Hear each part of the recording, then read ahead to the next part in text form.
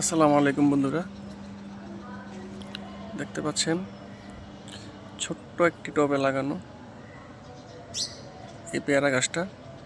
এই পেয়ারা গাছ সম্পর্কে আজকে কথা বলবো। এই পেয়ারা গাছটা এই টবের মধ্যে ছিল। আমার খুবই শখের একটি পেয়ারা গাছ ছিল। পেয়ারা গাছটা ভুল পরিচর্যার কারণে শিকড় নষ্ট হয়ে গিয়েছিল। গাছটা নষ্ট হয়ে গিয়েছিল।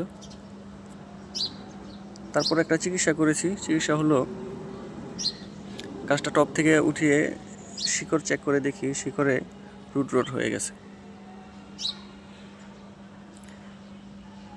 তারপরে কিছু কিছু শিকড় ছেটে দিয়ে ফাঙ্গিসাইড ও কীটনাশক একসাথে মিক্স করে গুলিয়ে আমি গোড়াতে ঢেলে দিয়েছি। তারপরে আলহামদুলিল্লাহ আল্লাহর অশেষ রহমতে গাছটি সুস্থ হয়েছে। তবে সুস্থ হওয়ার আগে আমি 100% শিওর ছিলাম না যে গাছটা ঠিক হবে। সেজন্য এই গাছটা এক ডাল বিশিষ্ট, দেখতে পাচ্ছেন বন্ধুরা, এখান থেকে গাছটা লম্বা একটা ডাল উঠেছিল।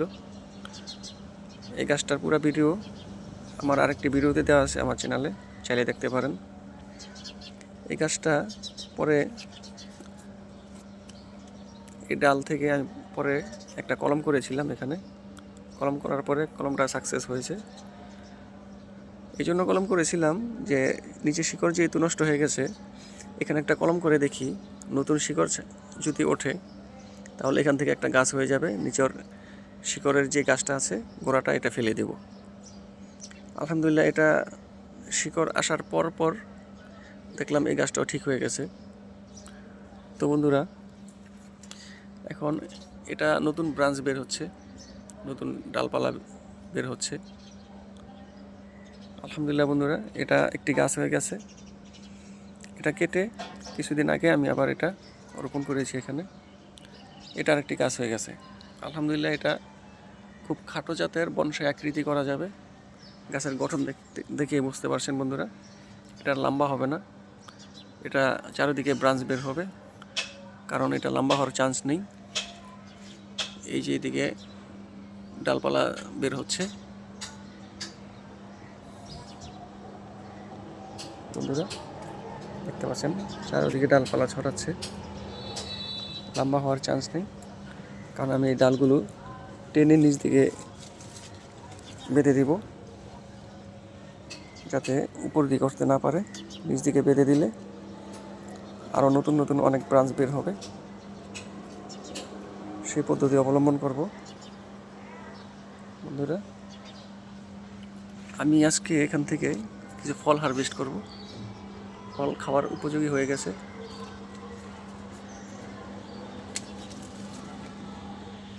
আলহামদুলিল্লাহ ওজন প্রায় 250 গ্রাম হবে। বিসমিল্লাহির রহমানির রহিম। একটা এখানে আছে, একটা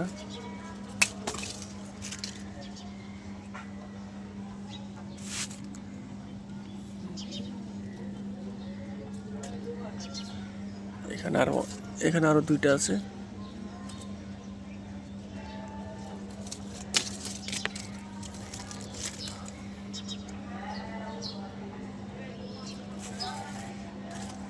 চারটা ফল হারভেস্ট করলাম, চারটা পেয়ারা।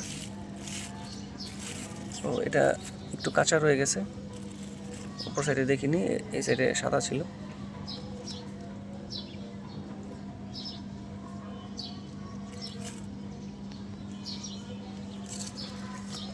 বন্ধুরা, ভিডিওটা করার একটাই উদ্দেশ্য, একটাই কারণ, যদি আপনাদের কখনো পেয়ারা গাছ এভাবে শিকড় নষ্ট হয়ে গাছ নষ্ট হওয়ার পথে থাকে, আপনারা ঠিক এই পদ্ধতিতে কলম করে আরও একটি গাছ বানিয়ে ফেলুন ও নিচের গোড়াটা পরে ফেলে দিন। আপনার গাছ রয়ে যাবে, মৃত্যুর দিকে চলে যাবে না বন্ধুরা। এটি একটি কাটিমন আম গাছ, একটা আম নষ্ট হওয়ার পথে।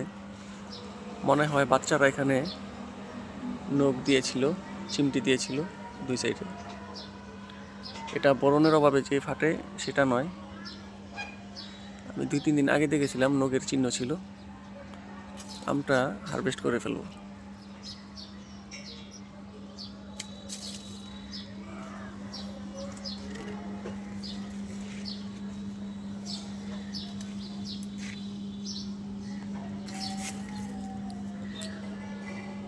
বন্ধুরা, আপনাদের ছাদ খালি না রেখে এভাবে 2টি-1টি গাছ লাগিয়ে ফেলুন। গাছে এত যত্ন লাগে না, এত সময় দিতে হয় না বন্ধুরা।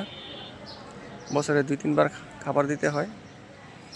এই গোবরের সাথে কিছু ফার্টিলাইজার আছে, যেমন লাল পটাশ, ড্যাপ কিংবা ইউরিয়ার প্রয়োজন হয় না, যেহেতু গোবর দিবেন, গোবরের সাথে প্রচুর পরিমাণ নাইট্রোজেন থাকে এবং গোবরের সাথে অন্য কোনো সার না দিলেও চলে।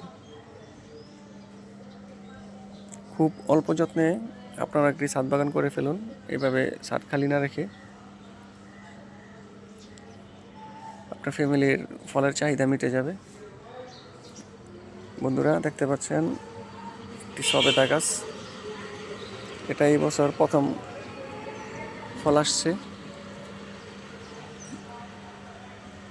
দেখেন বন্ধুরা, একটি সবেদা গাছের যে ফল, আলহামদুলিল্লাহ আমার ফ্যামিলির চাহিদা মিটে যাবে এই একটি গাছ থেকে। এটা প্রথম বছরের ফল। গাছের বয়স যত বেশি হবে ফলের পরিমাণ তত বাড়বে। এটা আমি না জেনে বলছি না, আমার আরও একটি সবেদা গাছ ছিল। এই থাই জাতের 12 মাসি সবেদা গাছে এত পরিমাণ সবেদা হয়, পাতার চেয়ে বেশি সবেদা থাকে। এদিকে মালটা গাছ রয়েছে বন্ধুরা, এর আগে 2 বার হারভেস্ট করেছি মালটা। এটা ভিয়েতনামি মালটা, এখানে এই সাইজ আছে।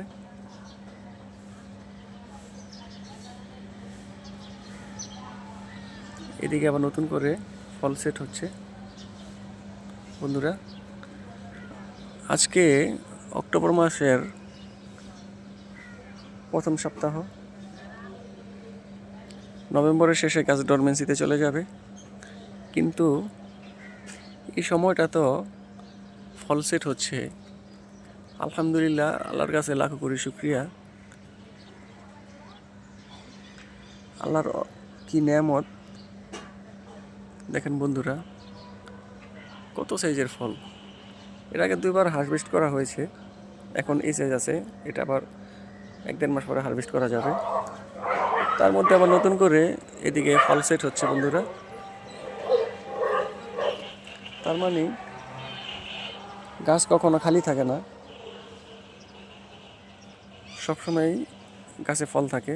ভিয়েতনামি মালটা 12 মাসি মালটা হয়ে থাকে, 12 মাস গাছে ফল থাকবেই ইনশাল্লাহ। বন্ধুরা, চাইলে আপনারা 1-2টি গাছ লাগিয়ে ফেলতে পারেন। ভালো থাকবেন বন্ধুরা, আল্লাহ হাফেজ।